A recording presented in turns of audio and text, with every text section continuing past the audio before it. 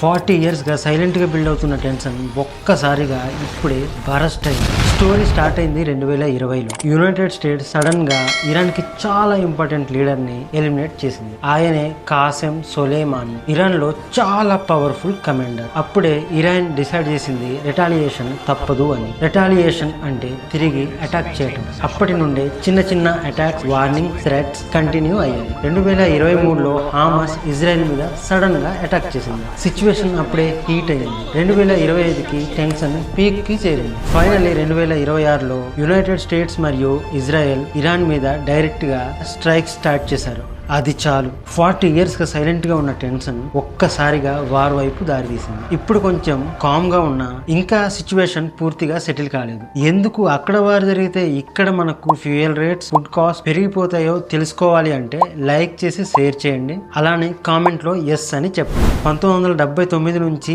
ఈ వార్ ఎలా స్టార్ట్ అయిందో మన ఛానల్లో ఉంది, మిస్ అవ్వకుండా చూడండి.